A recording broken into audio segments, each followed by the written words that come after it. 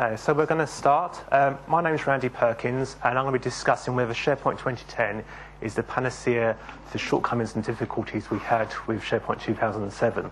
So a bit of a long title, but basically, is 2010 better than 2007, and in what way? Okay, so as I said, my name is Randy Perkins. I've been working for SharePoint for a number of years now. I've worked for various companies in various sectors, both large and small, from organisations 20 people to 10,000 people. Not just with SharePoint, but also content management systems as well.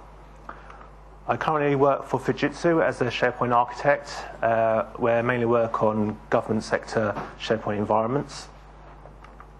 I've been using SharePoint 2002 since about, SharePoint since about 2002, including the previous incarnation, which was digital dashboards.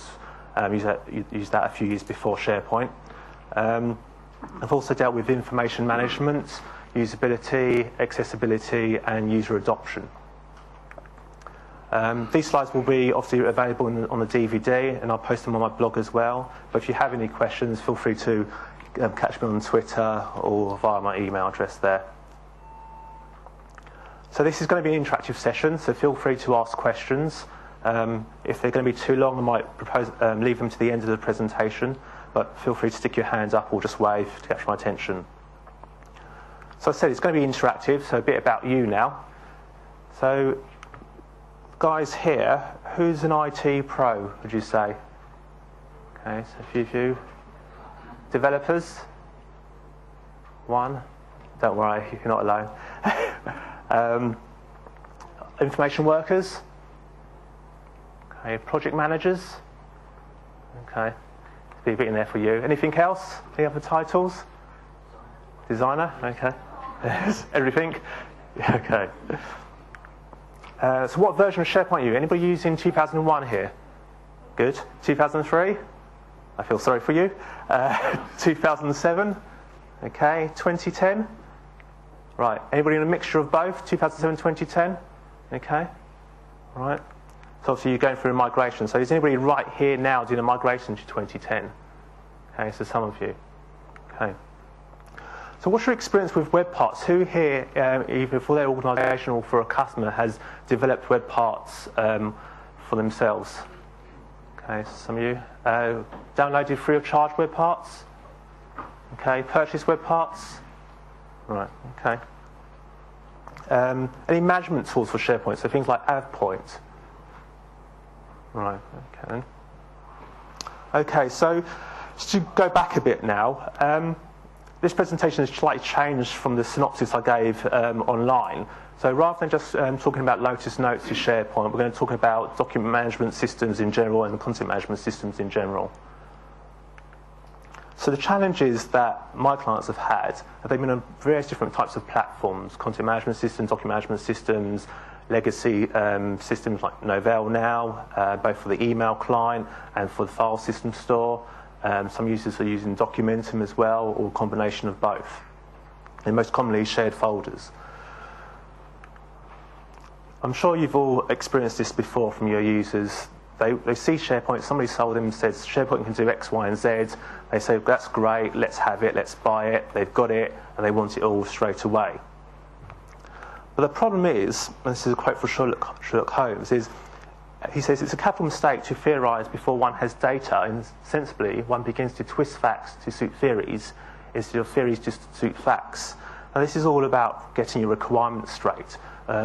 There's lots of times that have gone into a client and they say they want X, Y, and Z. For example, they're going to create 1 gigabyte of data per day. In actual fact, it's half of that. And it may seem that's just a small thing, but when you're sizing out your, looking at your information architecture, looking at your storage, has an impact on the actual project itself. Some of you may have seen this cartoon before. It comes from the 1970s, I believe, although this is an up-to-date version. And it just illustrates the point, you know, your business analyst says this is what you want, the user says something else, everybody has a different viewpoint on what they actually want. Now to gather your requirements, who here has used Moscow? Anybody? No? Okay, so this is a method of listing your requirements out, and you basically create a chart. where you have your must-have features, your should-have, could-haves, and won'ts. And your won'ts are really easy to say, well, we know we can't get that now, possibly it's too costly, but in the future we'll want that. So if we take this example of search requirements, these are all features which are available in various editions of SharePoint 2010. You might have your users saying they want best bets, click-through relevance, they're not too bothered about, federated search, possibly they want to integrate with a line of business application. So once you've got all these requirements down, you then have to figure out which edition of SharePoint perhaps you're actually going to want. So if we look at the top ones there, those are all part of the standard edition of SharePoint. Now that's great for your user if this is their requirements, because it's even their could-haves. But for example, if we had, say, Visual Best Bets was a must rather than a could, then that would be Enterprise Edition. So when you're coming from a different application, whether it's Lotus Notes or Documentum, take into account the functionality that has and what SharePoint can provide, and then on top of that, which additional SharePoint you require. We'll look at search again later in the presentation, where we've actually found out there's about 6 different versions of search technologies now in SharePoint. It's a bit like best bets. So rather than just presenting text, you can have a visual image of either the document or the actual image when you're doing a search. Okay. And that's why it's Enterprise Edition, because it's a bit more functionality. There are third-party tools which can also provide that functionality if you don't want to go for Enterprise Edition of SharePoint. Okay, I'm going from the old to the new. Many of my clients obviously are going from a legacy system to SharePoint 2010, and they have to think about what functionality they want to take over. What I have found that a lot of the time they just throw away the functionality. They don't actually worry about bringing it over. And it does depend from client to client. Usually what you find in Lotus Notes, if they've got workflows in there and document stores, it's easier just to extract it out of Lotus Notes, put it into a document library or the multiple document libraries, or even to an archive location on a file share, and just index it using SharePoint rather than take the functionality over. Sometimes, however, they do try to recycle that functionality, but more often than not, they do try and use third-party tools to do that. But that's not always the solution, unfortunately. There are good tools out there from people like Quest, and I think Skelter do some as well about migrating from Lotus Notes to SharePoint. But when you're migrating, you should also consider the fact that you're migrating for a reason, to get different functionality. And your systems you've had before, they may not be what you actually need anymore. So there's an opportunity to update those systems. When you're actually going through your requirements, it's worth picking off low-hanging fruit, the requirements which are easily fixed. So best bets, for example, out-of-the-box feature with SharePoint. So why not get that implemented first? It needs a bit of configuration, but it's easy to implement. Basic workflows, again, use those. Don't try and do complex workflows straight off the bat. If you build it, yes, your users will come to the environment. You send out the URL, they will start using it. You'll get some users who are really enthusiastic about the environment and SharePoint. You must also remember that it's a new system. They need to be trained. There's different ways of training users. There's e-learning, there's desk-side support, there's classroom-based training as well. They're changing their work pattern when you move to new environments. Whether it's going from Lotus Notes or Documentum to SharePoint, it's a different environment. They need to be trained on that. Also, if you don't train them and they don't understand the new system, they're going to revert back to the old ways of working. If somebody's normally used Lotus Notes to manage documentation, and if they don't get it when they go to SharePoint, they might just start using email again. So I had this experience with one client, and they were on Lotus Notes. And if any of you are familiar with this is just the email client for Lotus Notes. Now, what you might not be familiar with is the bar on the right-hand side. And what we found was the best way to engage users in the migration from Lotus Notes to SharePoint 2010 was to actually add some functionality into a tool they used every day, which was email. So this is a sidebar called by Harmony, and I'll show you a bit more about that later. It just basically integrates with Lotus Notes and allows users to drag and drop documents from SharePoint into emails and vice versa. And then this is the Outlook version, so it's practically the same. You must have a solid foundation for your infrastructure. So you've got your requirements, you trained your users, but don't forget your developers and the users. They obviously need to learn SharePoint, but they also want it to be performant. It may be that your legacy system wasn't performant, or that it was, but you have to make sure you provide a better experience, same or better experience to your users now. So you need to consider your environments. Some people go to extremes and have development, integration, tests, UAT training, pre-production, production. It's too much, possibly, for most clients. You'll find they only have development, possibly a training, test environment, and production. Also think about the number of servers you're going to have as well. Are they going to be physical, virtual servers? You might be able to get away with virtual servers in development integration, but do you want to do that in production? And how close do you want your testing to be to production as well? Think about the storage requirements as well in the environment. If you're going from a legacy system with half terabytes worth of storage, when you migrate, you're going to have to back up both environments at the same time to ensure you've got the right amount of storage. Now, do you implement SharePoint yourself, or do you get in the so-called experts? Well, it's a decision you have to make. It also depends on whether you're going to code solutions or you're going to buy them off the shelf. Now, there are advantages and disadvantages to coding solutions or buying them off the shelf, and those kind of are the same in both instances in some cases. So code doesn't really have any support costs unless you take into account your developers in-house. But there's disadvantages of code. It can be costly to maintain. Documentation's a pain to update as well. If you're buying products, sometimes it's cheaper. If you think about a web part may take 4 weeks to develop, how much does that cost to have somebody sitting down developing that? It could be £1,000, £1,500, whereas a web part, off the shelf may be a couple £100. Disadvantage, obviously, you may not always get the exact functionality, but at least you've got the opportunity to go out and see what your requirements you actually have. Common enhancements. So over my time with SharePoint, the common enhancements that have been asked by clients are like improving the staff directory. I think with every client I've ever worked with over the last 10 years, they've all wanted to enhance the staff directory for one reason or another. Some have chosen to do bespoke development on top of that. Some have spent up to 6 weeks doing code just to get the staff directory slightly different to what SharePoint provides.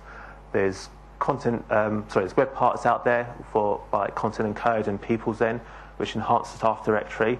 But 2010 staff directory obviously is a lot better than 2007's, and I would encourage you to push that to its limits first before actually thinking about developing or buying an off-the-shelf web part. Another common one is cross-site collection lists.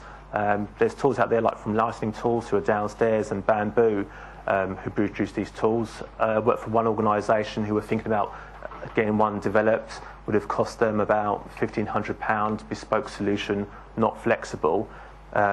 We then just went with, I think it was Bamboo at the time, and it cost about £500, and it was a lot more flexible. So there's ways of saving money there, if you know what products are in the marketplace. Analytics, there's not much out there at the moment. You find a lot of people say they want to know who's using SharePoint, how they're using SharePoint.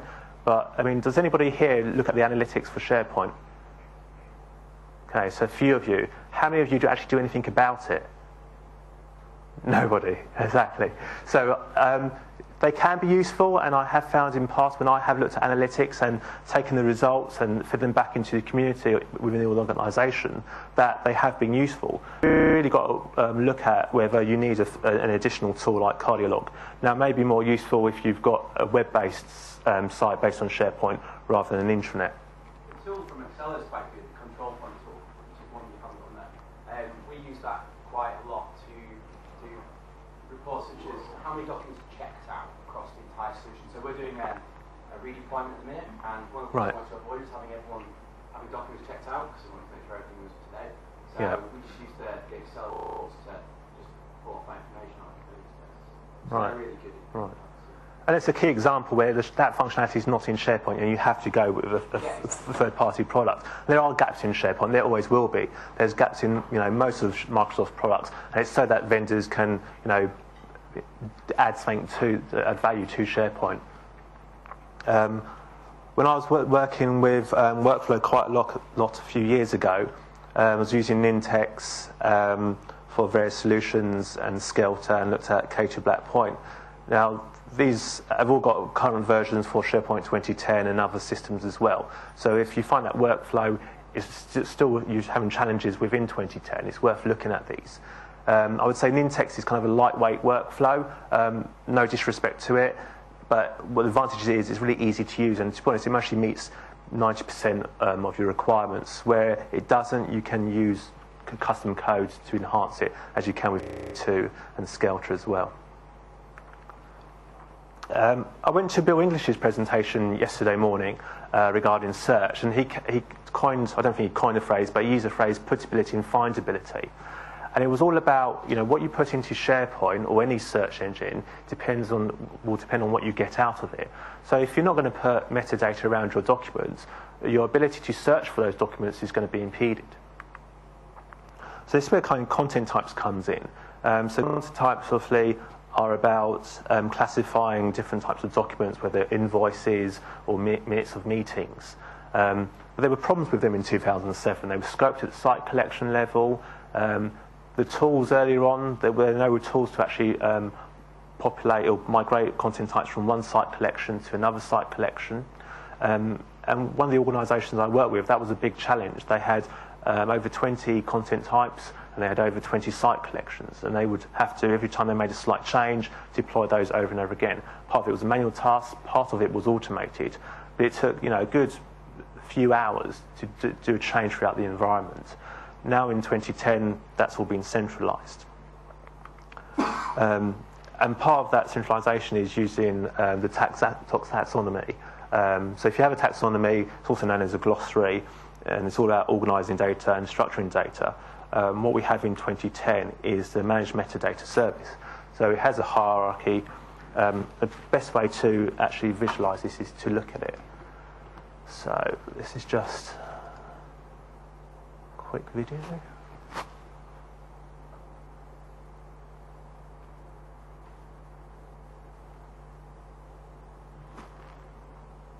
Okay, so this is, to get to Managed Metadata Store, you go down to Services Central Admin, load up the Managed Metadata Store, and this is an example of a taxonomy where they've got a corporate taxonomy, and they drill down by geographic location. They've gone to Europe, they go down to United Kingdom, and they can drill down further, England, and then go to city as well. Let's get a little count if you like. And what you see here is you also have the option to do other labels as well. So if London was known as possibly Greater London, that would allow users to type into Office, perhaps London, and bring up Greater London as well, and they can then make the choice between the two. Yes? So as you already pointed out, the metadata and content types defined at the site collection level in 2007. Is there a tool that you would recommend for migrating that into 2010 Central Taxonomy Store? Well, if you've got your content types, you need a content type hub. So what you do is migration tools for content types. I haven't come across any, but if you're redoing it all, then you only have to do it once in the content type hub, and then use the functionality there to filter it down to your other site collections.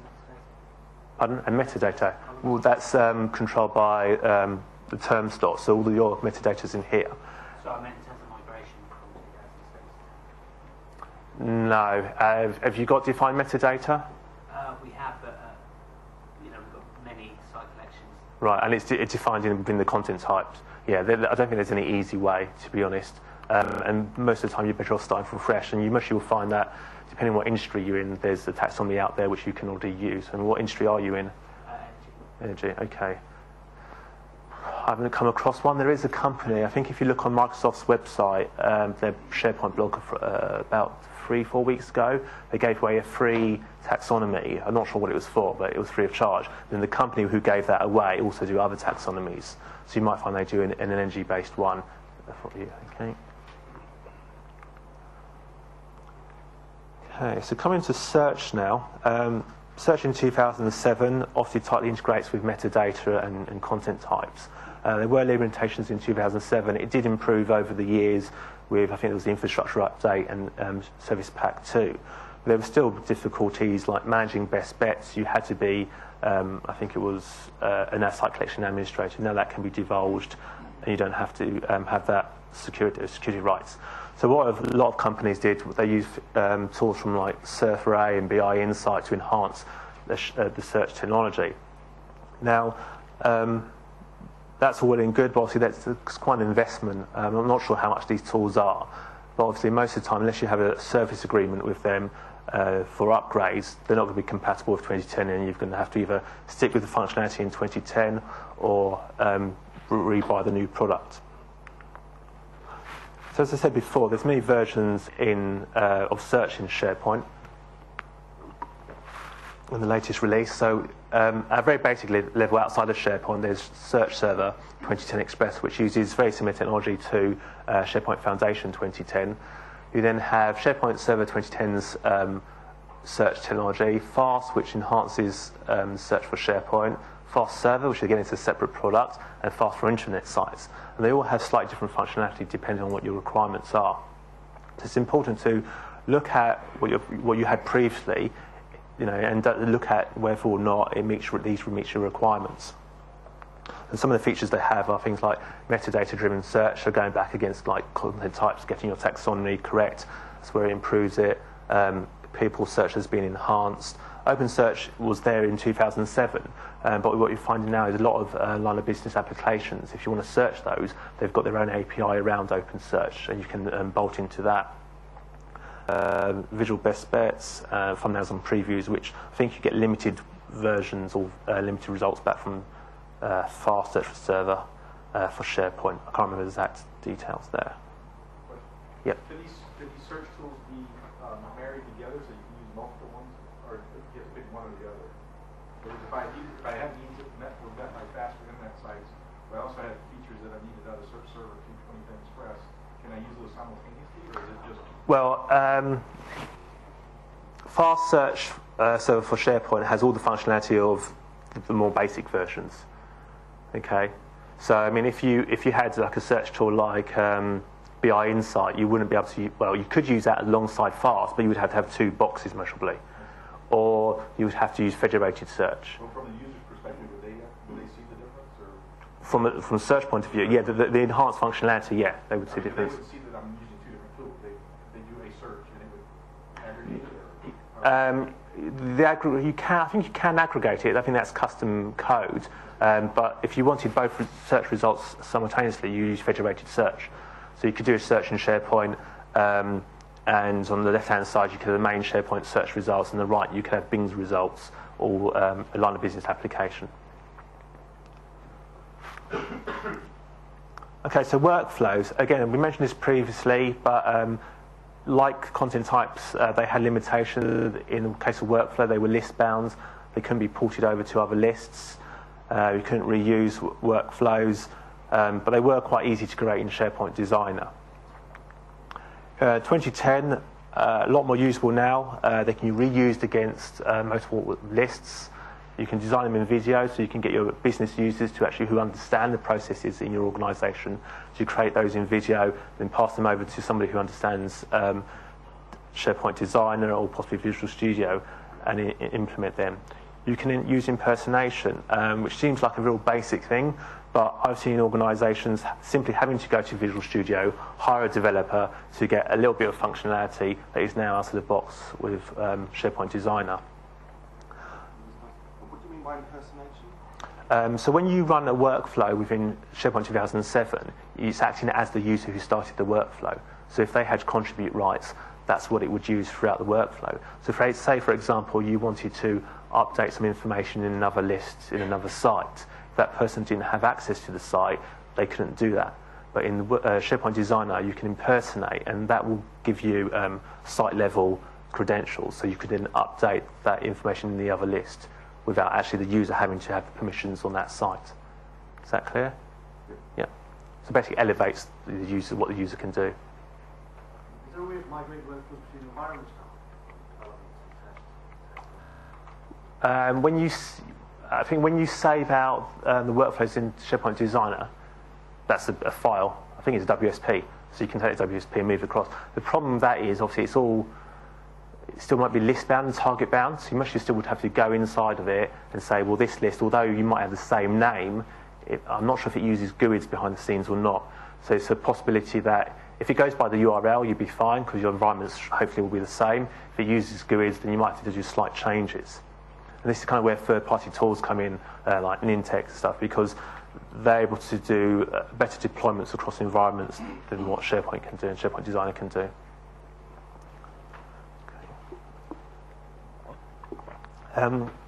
Also, workflows now use info path forms rather than ASP.NET forms. The advantage of this is you can take the workflows page, go into info path and tweak it. So there's things like ability to integrate with line of business applications to pull data in, also do some more sophisticated regular expressions to verify data as well.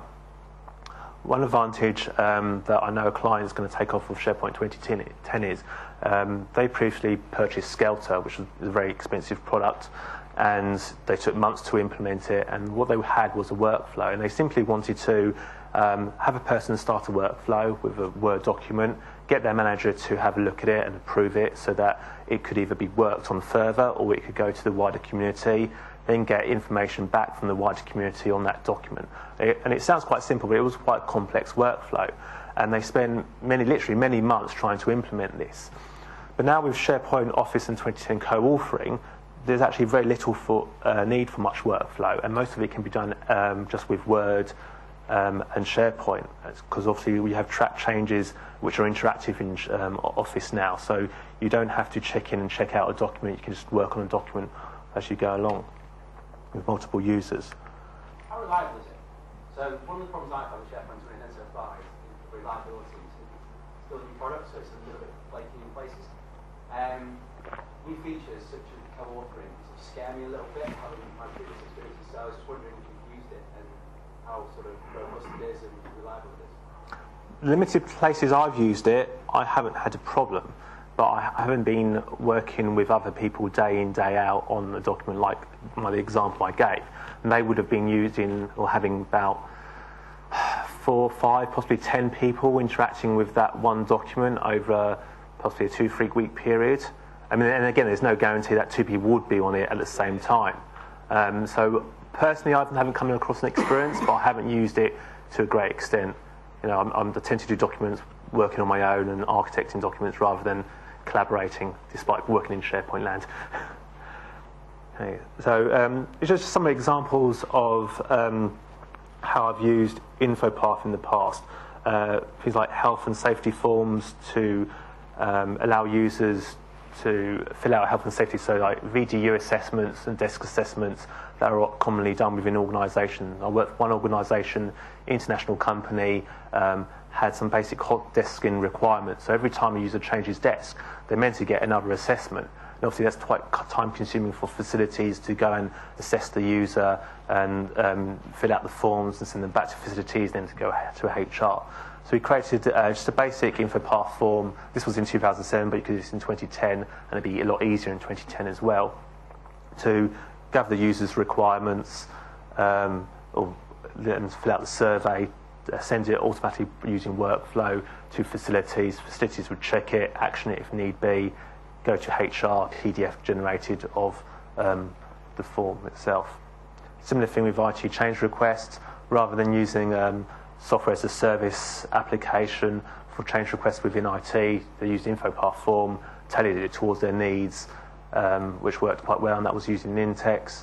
And also new users, they just gathered basic information about department, login details, credentials, and that was used within HR and IT. Okay, so a bit about social now. The social aspects of 2007 weren't brilliant, to be honest. That's partly with the time frame it came out. Social was really taken off in like 2004, 2005, and the product team had already started to develop most parts of 2007.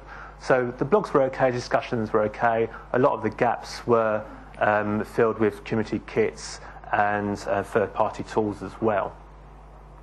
But in 2010, it's a lot better. You've got things like the organisation browser, which is good, but it only tends to work if your data in AD is correct. So think about that as well when you do migration. You're going to be exposing a lot more information about your colleagues. If their job titles are wrong or their departments are wrong, then it can affect how you use SharePoint. That Ask Me About is quite useful. For example, I used to work in for two different departments. My department was actually IT, but you worked for the web team as well. So if you used the organisation browser, you would see my IT colleagues, but you wouldn't see the colleagues I work with within the marketing department. So adding a colleague is useful in that sense. There's still room for improvement, as there always is. There are tools out there, such as Lighting Tools have a forum solution, and NewsGator, which I've used in the 2007 environment, is also quite good, those social features.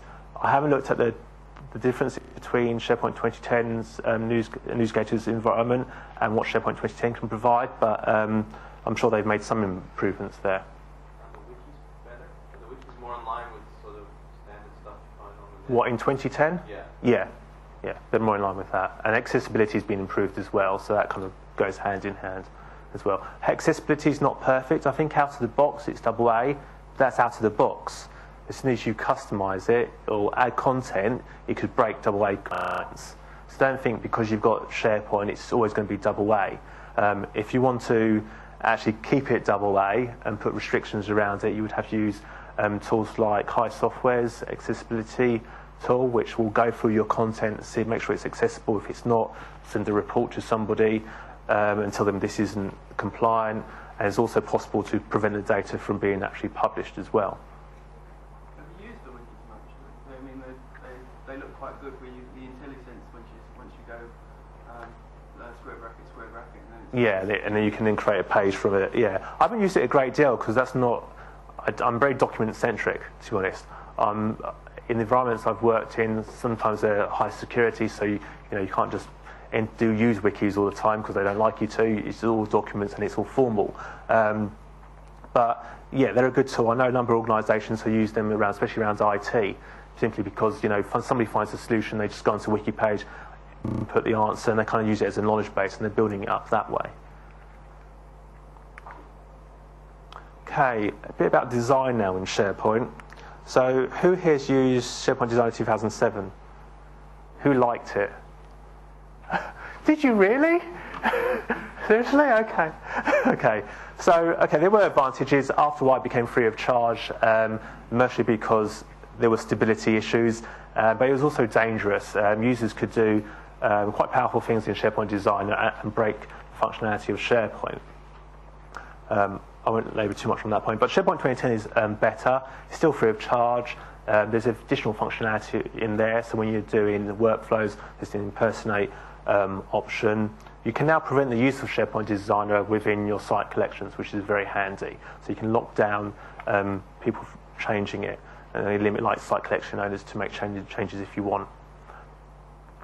So I've got. Has anybody used SharePoint Designer in 2010? 2010 Designer. Okay. Anybody used themes? Okay, so one. Okay. I'll go with the kind of beta release. Okay. Right. So I've got this quick. Hopefully you can should be able to see that. Quick demo here of creating a theme. It kicks in.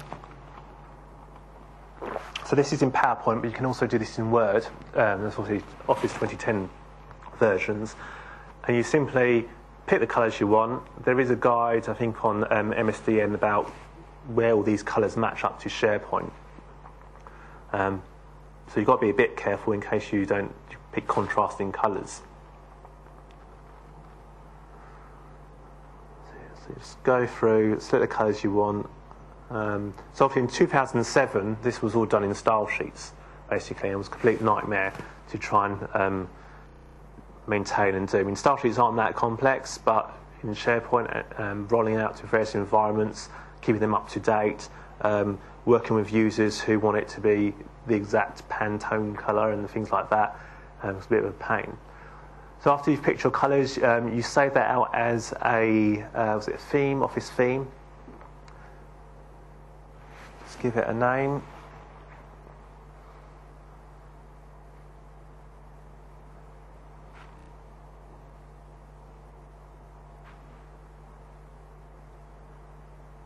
That's it. So once you've done that, you can then import it into SharePoint.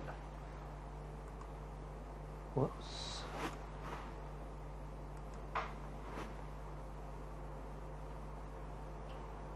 Okay, so you can see this one's already been a theme being applied already, but the one from the one we just created, you just want to add it to the gallery, theme gallery. Give it a name, description if you want.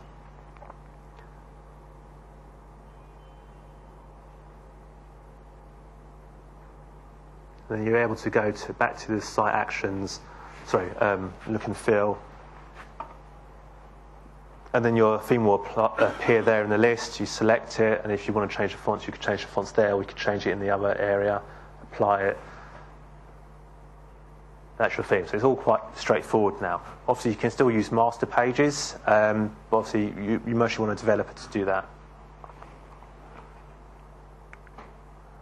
Would you say SharePoint Designer 2010 is still dangerous? Yes. Yeah. My senior techie won't let me use it. Yeah, it's still dangerous. They don't trust you, unfortunately. The thing is, if you say to him, okay, I want to document everything I do, what you should do is do something in SharePoint Design in a test environment, dev environment, document everything you do, hand it over to somebody else to implement it in a test environment, and if it's all right and working, somebody else then does it in production. If you've got that process, there should be nothing wrong with you having designed it in a development environment. Yeah? And I'm a business analyst, project manager. Yeah.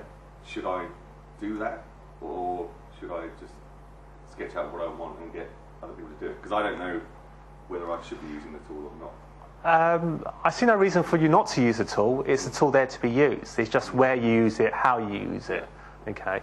That's it. 2007 was more dangerous than 2010, but it doesn't mean that you can't accidentally break something. And it may be there. I haven't come across a bug in SharePoint Designer which has broken or removed data, but you just never know. Okay, I wouldn't say it does, but you could accidentally press something, not know. We could go from computers, somebody else could drop something on your keyboard and it do something and you wouldn't know. Okay, so yeah, so you follow the process of going from development, test, production. Okay, and it may be that you hand it over to a developer or the IT department, and then they realise there's a quicker way of doing it. Or they might realise that they've had this request 10 times before, there's got to be a better way of doing it. It looks like you might need a workflow tool, so they're going out and purchase that. It all depends what you want to do with it. Okay. So if you were like doing branding, then that branding has to be applied across multiple environments for testing purposes. Just because the home page looks right doesn't mean all the sub pages look right. Okay, so that's part of where the testing would come in. How do you use it to migrate across environments?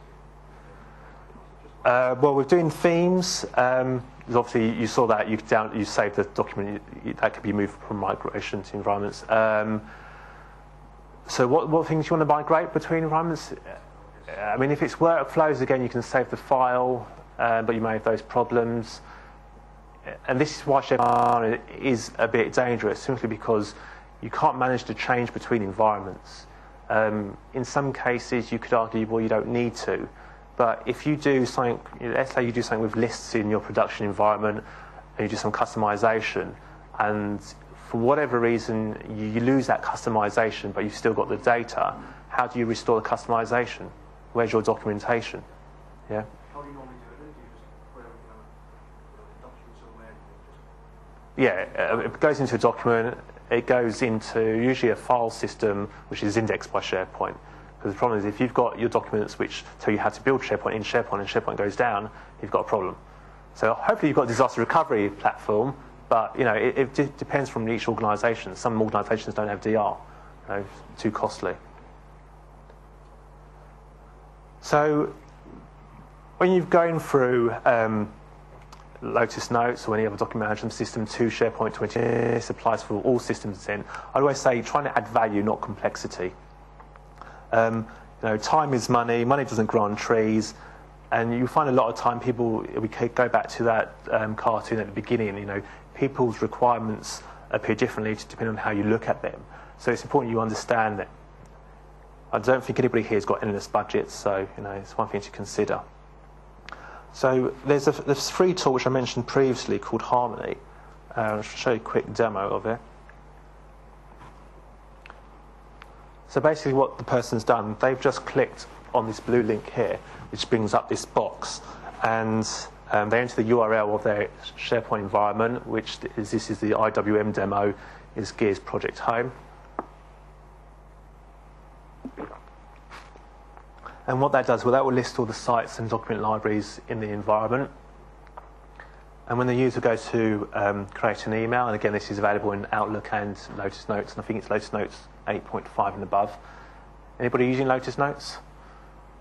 A few? Okay, I feel sorry for you. How do you cope with it?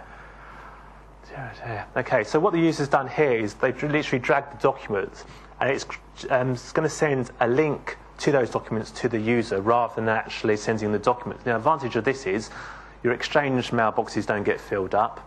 If the person who's been sent those links shouldn't have access to those documents, they won't get access to those documents because obviously SharePoint's all security trimmed.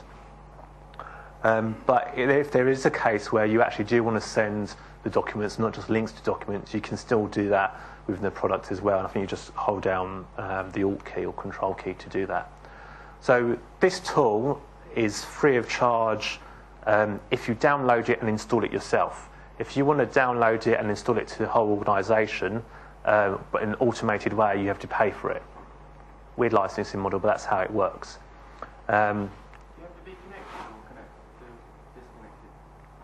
have to be connected to view the environment, but you can be connected to a cloud environment if you want. So it's where there's local, internal IT, or, as long as you've got a URL and you've got access to it. So let me just restart. My only question is, why isn't that already in SharePoint? Why doesn't Microsoft? Well, I'm sure I saw this in 2003. Right. I'm sure I saw it, and I haven't found it since. Yeah. So I don't know what happened to it, to be honest. But I think Caligo do a similar tool as well. And I think, to be honest, I think this may be quite expensive for some organisations if you're rolling it out corporate-wide. But I mean, just check with the manufacturer, which is harmony.ie. We'll go the other way, so drag emails into SharePoint. Yes, you can, yeah, which is great. So if your users aren't used to SharePoint, or your users don't want to go, so think about it, you have to go to SharePoint.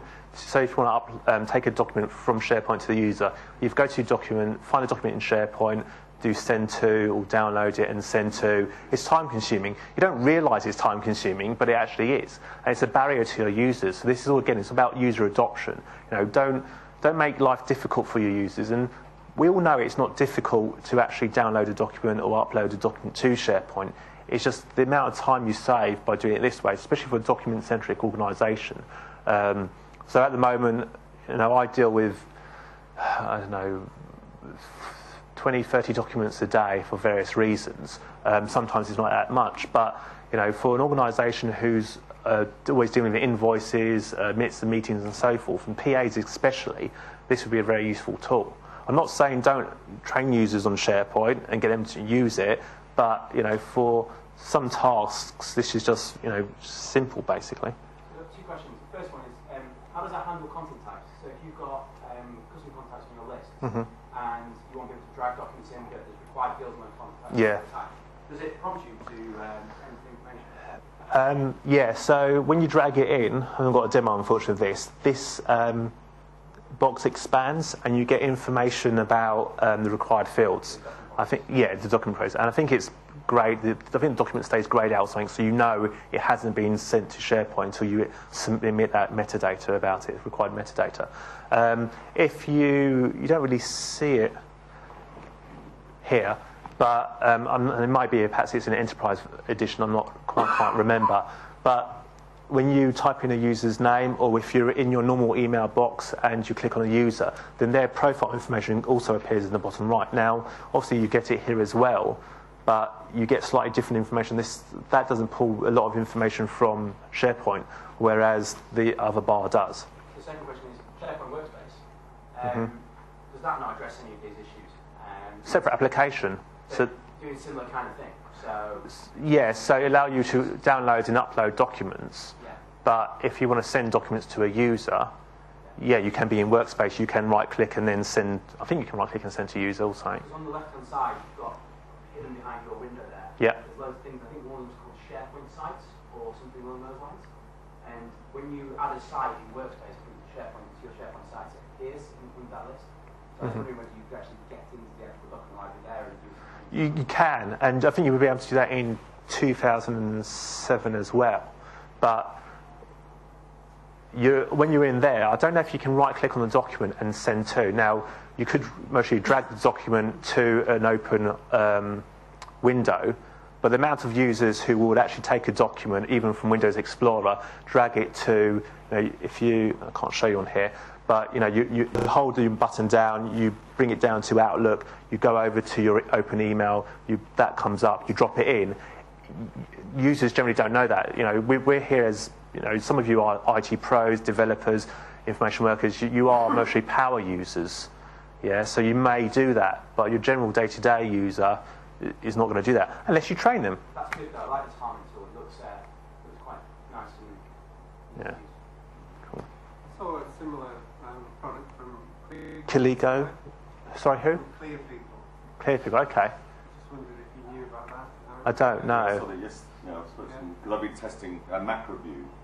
They've got two on that stand because they're right at the end. With, the one on the right hand side is SharePoint 2010 only, which is SharePoint WorkView or Workspace almost. It's very similar to the official name. The MacroView is very strong, but it doesn't do folder copies, which they're saying is by design. You should design your folders with metadata and do it all properly, which is I'm going to have a tough time talking my users into that. Right. Okay. But I mean, in terms of dragging and dropping, it seems very similar. Yeah. Was that free of charge? I don't think so. No. So this, as I said, think of. Would it? Not for an organisation. Well, apparently it is. Only if you download it one at a time. Yeah, which is a pain. The, But the enterprise features that you mentioned about profiles, that is on the enterprise model. right. And the cost per seat of that was quite ridiculous, to be honest. Yeah. I mean, I don't know. Free edition. Right. But we've been using the free edition now for some months, and it's very impressive. Yeah. You can check in, check out, have metadata, content types. I think you do offline as well. I'm pretty sure you can do offline. Which one is the?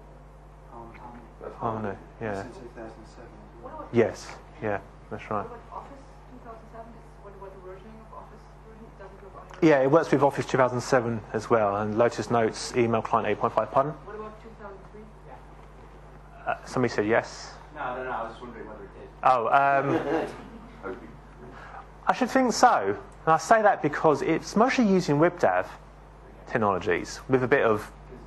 There are some limitations around content types and Office 2003, especially when you're using 2010. So we found that if you've got a field that's managed metadata, it generally pulls all the fields down. So if you've got, say, 10 content types and there's 10 different fields in each of the content types you use to manage metadata, it pulls all those down to Office 2003. To the document, right? To the document, yeah. And that's caused us a few problems. So it might be similar with this in terms of the properties that it pulls through. Right. Yeah, I'm not sure about 2003, but if you're on 2003, get off of 2003 as soon as possible. It's easy to say, I know. Suggest our customers to buy the license. If they want to be. Well, Yeah, it is. Yeah, I mean, I was working with a customer who's on 2003, and they're just using it as a big file system, basically. It's a waste of time and money, but that's their choice, really. Okay, so a bit about return on investment. I suggest for every feature and enhancement, you justify the cost. Does anybody here look at the cost impact of implementing the feature? Perhaps one of you, two of you, perhaps, not many. And I say this because I've seen a company spend literally months on branding. And who here can tell me what the benefit of that is? Anybody? No, I don't think there is a benefit. If you're doing an external website, then obviously your brand is very important. But internally, your users know who you work for. A simple logo in the top left-hand corner can indicate, you're on the area intranet. Simple as that. I think it depends on the client you talk to, though. So I worked on a project for one of the big malls. I'm not American malls, I can't remember the name for shopping centres. And they were all about, we want brand of our intranet to represent what we stand for, so that when people log onto it, they believe the kind of what we stand for. So I think you've got to, with branding, you've got to tread carefully. You've got to try and ascertain very quickly what your clients' views are on it. They're like, okay, we want to focus more on functionality then. But some clients are very adamant about branding. Yeah, and if you've got a client, you say to them the brand is going to cost you X amount of money and it takes this long, it's their decision. But if you're working for an internal company, so if you're working for the company themselves, and you're the in-house developer or whoever, then I was in IT, I would push back and say, what's the point? And again, if they've got the budget to do it, fair enough. Okay. Okay, the next version of SharePoint, 2014 or whatever it's going to be called, okay? What's in store? It doesn't matter. Forget about it, okay? Don't worry about it. Follow best practice now, and you should be good for the next version. So if you look back to 2007, Microsoft was saying things like learn PowerShell, be careful of branding, how to use SharePoint Designer, best practice around SQL Server and things like that. So don't worry about what's happening next. Worry about what Microsoft is saying now for best practice. And when they do start thinking about the next version and start announcing it, there's usually going to be tools inside within PowerShell and SharePoint to actually figure out if your environment is going to migrate properly. Learn from your mistakes, learn from other people's mistakes. Some of the people here have used SharePoint Designer, some people on SharePoint 2003, old technologies, but at least you can learn from what's you've found out from them. Attend the user groups. Does anybody here go to the user groups? A few of you. They are free of charge. You get free pizza at the half time, so it's worth going for the pizza if nothing else. And most importantly, get training where possible. As I said before, you need to train your users, especially if you're going from Lotus Notes, which is quite a bit different to SharePoint or Documentum or a line of business application like that. So is SharePoint 2010 the answer? Mostly, not entirely. There's still gaps in the market. There always will be. But for a number of my clients, their requirements at the time would have been met, I'd say 95% with SharePoint 2010, whereas 2007 it was about 65-70%. And from a time point of view, they mostly would have been able to complete their project within, I would say, 6 to 9 months rather than 24 months. Right, some other sessions you might be interested in. These are some of the developer sessions today and tomorrow. I encourage you to go to those. And other related sessions like user adoption today and tomorrow as well. Are there any further questions?